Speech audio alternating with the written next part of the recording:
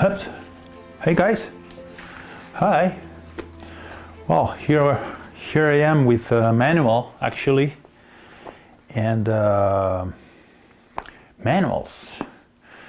Actually, there are probably two types of people in this world, right? Those who use manuals to assemble something, and those who prefer not to use manuals.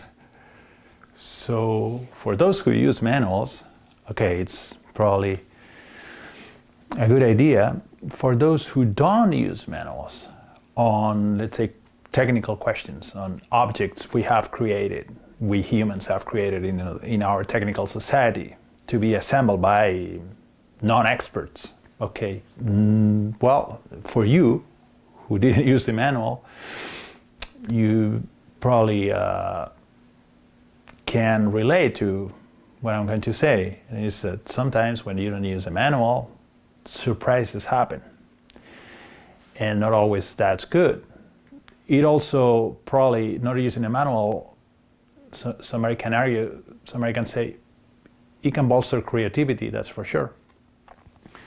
Let's take one example, one practical example. The other day I just received something to be assembled here at home. These COVID times is always good to not to go to the stores too much, and it's a technical object. I was familiar with it more or less, and said, well, let's look at the manual, but vertically one can say, and started assembling it, and I said, well, I'll just learn as I go, right? Well, I was at step number 7 or 8, and then I kind of like was looking at step 1 and said, there is something there missing probably. So I went back in the manual, and I actually saw there was a second part of that first step, was this sort of plastic part that doesn't have any sort of important use or function, but if you don't set it up at the step 1,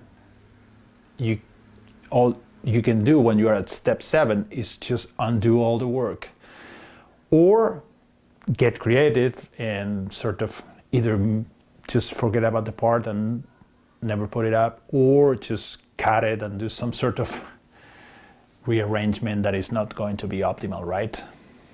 Plus you lose your guarantee sometimes when you adapt things, right? So this is probably an interesting beginning for a video on the topic philosophies of life, which is fun. It's an interesting topic, and it's becoming more and more present in our times, when some of us feel an acceleration of, let's say, maybe lifestyles, but also the way we communicate and consume content, let's say.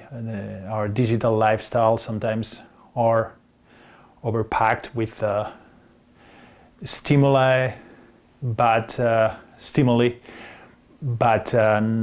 is less thought thinking, less sort of reflective afterthought. And we are living in these moments where when somebody's talking like me, somebody think, come on, go faster, you can do it better, because better is faster, deliver, please, right now. And we all are into this sort of context. I think philosophies of life, what they can give that other fields such as, let's say, self-help books, it's a big industry, right, cannot do is that, or cannot deliver, is that philosophies of life are really good at one thing, and it's at just letting you know that the first step, it's in self-actualization, is actually learning to be with oneself and not just turning out the stimuli so you just don't think about yourself. A self-examined life sometimes can be difficult, but at the same time it can really be a quest of a lifetime, and an interesting one for that matter. So learning how to live, or learning, if we want to, the art of living, or the way we want to call it, can, with the help of philosophies of life, can be an interesting just path. How can this path be? Let's think about, for instance, the big topics we humans have been obsessed with forever.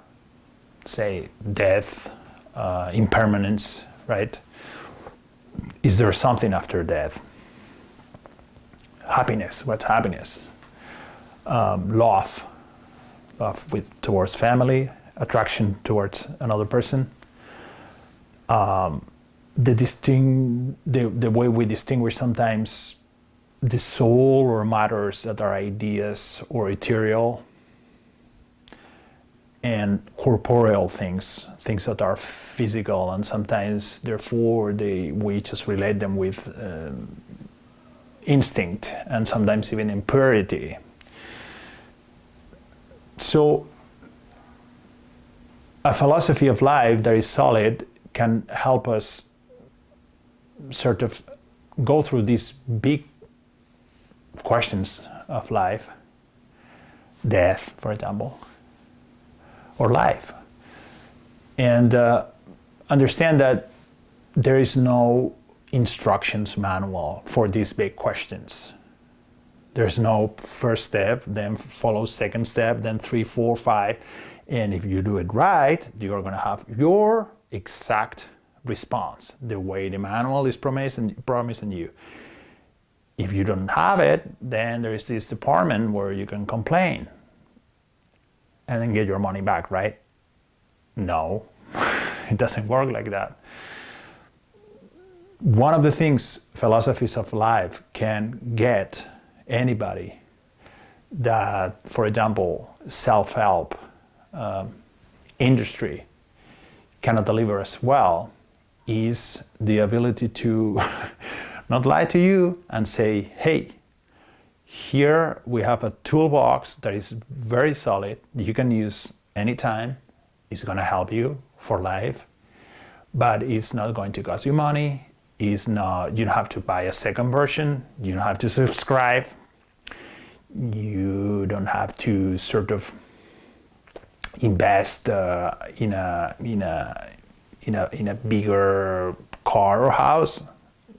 It's just an orientation, and you have to take it with a grain of salt, but the first step is hard because you need to face yourself. And in order to start with self-examination, maybe what we can do is to set a beginning of philosophies of life. Where did they start? Well, there was a time in the classic world when philosophers were just questioning about big things in the universe. And one of them started questioning also about one of the questions the Oracle of Delphi was asking, which is, do you know yourself, or know yourself? Know thyself, right? This nouriseuton in Greek was a big question, right? And Socrates just was the first one realizing that this quest had to be also with a search of honest search for truth. And he was the first one sort of relating clearly the path towards reasoning and the search of the truth of things with goodness and well-being. And on the other side, ignorance was for Socrates something related to bad things, to even demoniac forces, because if you have an attitude of not learning, not wanting to learn, and you just let go your, let's say, superstitions, instead of just searching for your little, even smaller or bigger truths, then you are falling for something that is not going to get you to a path of virtue. So this was the comment of Socrates, and one of his disciples was Plato. Plato's main disciple, Aristotle.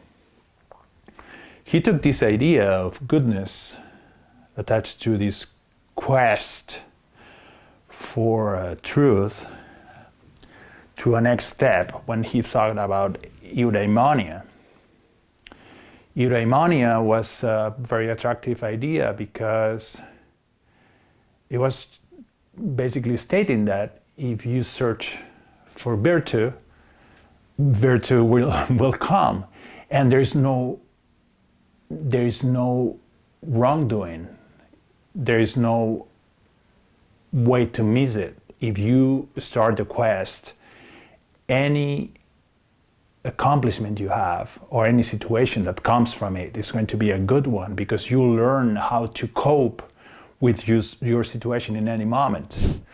After Aristotle, or during that moment, several schools were starting, and they were actually letting people know that they wanted to teach alumni also how to live these philosophies of life.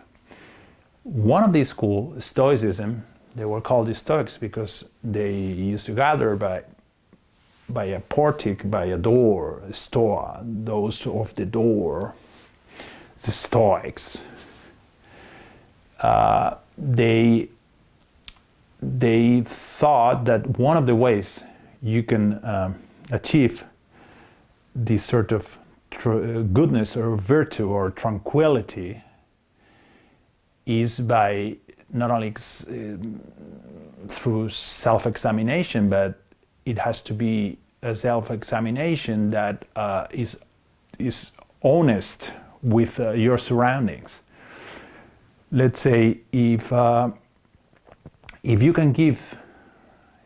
can make of any situation you face the best of that situation, that's it, right attitude. Then you are stoic, and you are stoic, and you don't even know it. This ability to make the best of any situation, no matter how hard it can be, is step one. And if you are able to do this step, then the rest is going to come very easily. Now, because of the attractive of Stoicism, there are a number of authors that in the last years have tried to vulgarize the whole field, and they are trying to make very attractive and very simple texts by the Stoics. Anybody can read Seneca, for example, or Marcus Aurelius, or Epictetus. Some of these vulgarizers are saying this can even be more attractive and can be more prescient by sort of the style and or making the best, getting the best ideas out of it and making a small manual. The problem is, as we were saying, manuals and philosophy and big questions are things that behave like oil and water, right? But there is, for example, one professor called William B. Irvine. His book, A Guide to the Good Life, is a very solid book, I think. And he more or less, he summarizes Stoicism in a very attractive and very approachable way. What he calls negative visualization is what I wanted to talk about. Irvine says that the biggest, nicest trick actually Stoics are able to pull off, or were able to pull off, was the fact that if you think about any situation, you have the ability to sort of look for the worst case scenarios and then reflect, compare versus those worst case scenarios versus your situation, you're going to have this almost external point of view that is going to help you decide rationally and coldly in every moment and feel better, actually. I'll bring one example. Let's go to War and Peace, the book by Leo Tolstoy. You remember, for those who have read it, if you didn't read it, doesn't matter. I want to explain you this little moment in the book. One of the protagonists of the book is this young fellow called Pierre Vesugio, and Pierre, he's this sort of young but big shot. He's wealthy. He's been to Paris, whatever. But let's remember, War and Peace is Russia in the Napoleonic Wars, and so in this moment, Napoleon actually has entered Moscow, and Pierre is taken as prisoner with other people and put in some sort of improvised jail. And Pierre happens to be sitting by one old peasant on one old fellow, miserable looking, not in great shape. He's probably about to die, he thinks, but he's not in good shape either, almost no shoes, super cold, hungry, didn't sleep. So that's Pierre in that moment. The fellow called Plato, all he can offer is his heart, and a conversation, a warm and honest conversation with Pierre. Man to man, human being to human being. He opens his soul, and the only thing he has is this small crumb, his small piece of bread. In bad shape, actually. But they share it. And Pierre, this rich guy, explains how that little piece of bread and that conversation are just celestial. That piece of bread is just awesome. It's incredible. It's better than any caviar, better than anything. Pierre and Plato Karataev, I think is the name of the old fellow. In that moment, they are not miserable. They own themselves. They decided to share that good moment. And they are making the best they can make. That's Stoicism in the pure state. So thank you, Leo Tolstoy. That's solid. I wish I could sort of explain things in the way you did, but that's why I'm trying to repeat it here. Stoicism is not much more, but it does tell us something we need to think about in this moment where we are sort of pursuing this sort of race towards how to call it, towards fame, towards followers. It's we all seem to have competing against each other, and sometimes we forget that we don't talk much in an honest way, not only with ourselves, but with our loving ones, with our friends. We don't share a lot of things. We only sort of maintain profiles and avatars that are not actually ourselves. So Stoicism tells us, please work on your autonomy. Just become self-reliant as much as you can. Be autonomous. How? Cultivate yourself. Listen to yourself. Sometimes it's going to be hard, but autonomy is something that is going to give you the best. You are going to be able to decide if a moment is a crappy moment or a very, very good moment. What does it change? What is changing so that moment becomes from be a crappy moment to be a good moment, from being bad to be good? It's attitude. Attitude is not money or not a thing I buy that is delivered 2 minutes after. It's the ability to realize that most of our tranquility and most of what we can do and achieve is already in ourselves. Yet we refuse to not only to see it, but to cultivate it, to share it with others. So this is not self-help. This is actually philosophies of life. And it doesn't cost you money. So please, sometimes let's do it. Let's think that we can just listen to ourselves, examine ourselves, or do self-examination. And let's be self-reliant, so we can sort of be ready for ourselves and for others. And the futile, the things that are superficial, won't make us happy long term. Stoicism, if Stoicism sounds to you very similar to Thoreau, to Leo Tolstoy, to Benjamin Franklin, to Mohandas Gandhi, to a lot of people, it's because those people shared a lot of things with the Stoics. And the first step is probably cultivating ourselves and understanding that autonomy is something that can come if we cultivate it. So this is more or less the beginning of this topic, philosophies of life, centered on this first video on Stoicism. I think this is more or less what I wanted to tell you today. There's a version in Spanish of this video. If you are interested, I'll put it down in the link, and there is also an article on it. So I thank you very much for being there, and there is more content coming.